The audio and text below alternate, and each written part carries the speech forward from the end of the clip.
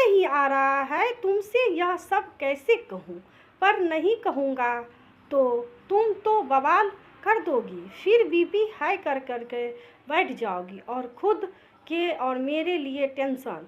अपनी बात रखने के लिए कमल जी ने पहले ही अपनी पत्नी राधिका को इस बात का एहसास करवा दिया कि वह कभी भी सीधे तरीके से बात सुनती नहीं है।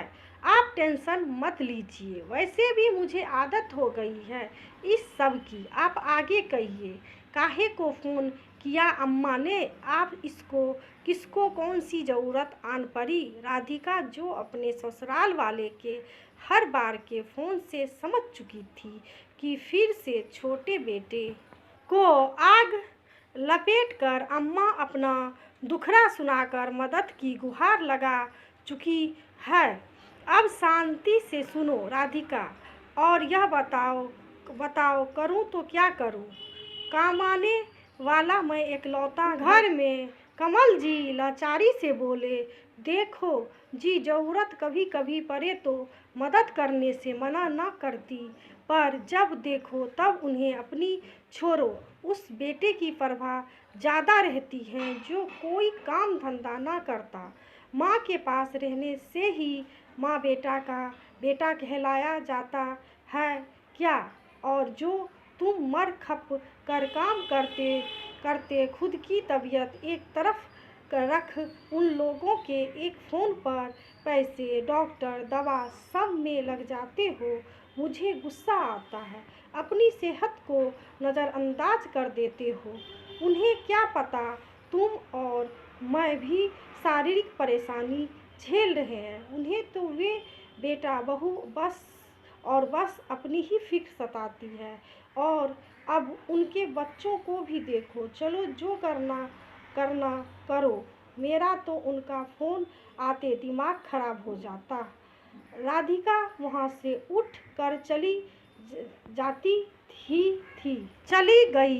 जानती ही थी पति करेंगे वही जो उन्हें करना है, पर आखिर कब तक? और वे लोग जो अपना दुखड़ा रोते रहते हैं, उन्हें कब समझ में आएगी सामने वाले का भी अपना घर परिवार, बीवी बच्चे हैं, खर्च उनके भी कम नहीं होते होंगे। पर अम्मा वे क्यों नहीं समझती? अपने समय में सबसे अलग थलग रही, हमेशा अपने मन का करती रही। बाबूजी कितना चाहते थे गांव का घर जहां उनके माता पिता रहते हैं थोड़ी मरम्मत करवा दें, पर सासू माँ आग बबूला हो खाना पीना बंद कर एक कमरे में पड़ी रहती, बोल चाल तो बंद ही रहता। हार कर बाबूजी कभी गांव का घर ठीक ना करवा पाए, और अब तो करने को वे इस दुनिया में ही नहीं है। कमल जी अपनी जिम्मेदारियों का निर्वाह में लग गए।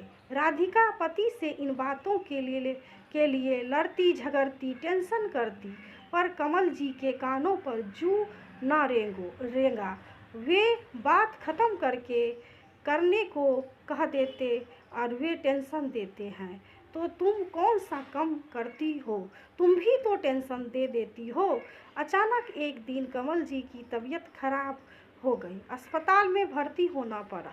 राधिका और उसका बेटा जो अभी कॉलेज की पढ़ाई कर रहा था, छुट्टी लेकर कैसे भी घर आया। पता था पापा की तबीयत खराब होते ही माँ परेशान हो अपनी तबीयत बिगाड़ लेगी। अस्पताल में दूसरा दिन ही था कि कमल के फ़ोन पर अम्मा का फ़ोन आया। कमल को सोता देख राधिका ने झट से फ़ोन उठा, धीमी आवाज़ में हेलो करते कमरे से बाहर निकल गई। हाँ अम्मा जी प्रणाम। राधिका हाँ सदा सुहागन रहो। कमल किधर है? ज़रा उससे बात करवाना, ज़रूरी बात करनी है। अम्मा उनकी तबीयत सही नहीं है, अस्पताल में भर्ती हैं, दवा खाकर सो रहे हैं। सो बात है हमसे कहे। राधिका तू क्या करेगी सुनकर? हमारा बिटवा से झगड़ा करके उसको टेंशन देगी। चल वे उठे तो कह देना तनिक भाई परेशान है, उसकी थोड़ी सुध ले लेवे।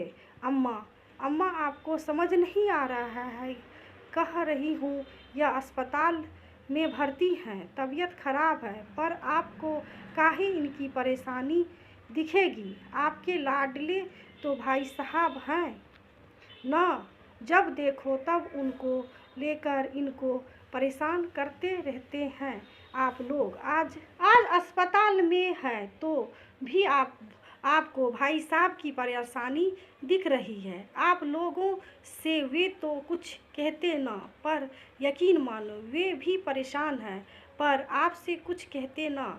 माँ हो तनिक दोनों बेटों की परेशानी समझो। चलो अम्मा बीमार का हाल ना पूछे, फिर भी उस माँ के लिए कमल जी जैसा ही बेटा भगवान देवे हैं, कहकर राधिका ने फ़ोन रख दिया। पहले तो वे फ़ोन आने से परेशान हो जाती थी, बात कभी ना करती थी, पर आज बात करने के बाद उसके मन में सास के लिए कोई शब्द ना निकले। टेंशन वे तो शायद मेरी किस्मत में जब तक रहेगा तब तक कमल का परिवार के प्रति मोह कुछ कम न होगा।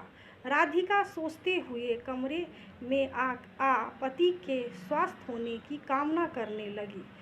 दोस्तों, आजकल आप देखते होंगे सब अपने में ही मस्त रहने लगे, पर अभी भी कुछ ऐसे बेटे होते हैं जो माँ के हर बात गांठ बांध पूरी करते हैं, चाहे खुद कितनी भी परेशानी में क्यों ना हो। और जब पत्नी इस बात पर गुस्सा करती है तो इल्ज़ाम पत्नी पर यह कहकर लगा दिया जाता है कि तुम कौन सा टेंशन कम करती हो। कोई पत्नी टेंशन कब कम कर सकती है जब सुनने समझने वाला उसकी बात समझे, जो ना समझे उसके साथ तो टेंशन का ही रिश्ता रह सकता है और कुछ नहीं। आपको क्या लगता है राधिका गलत?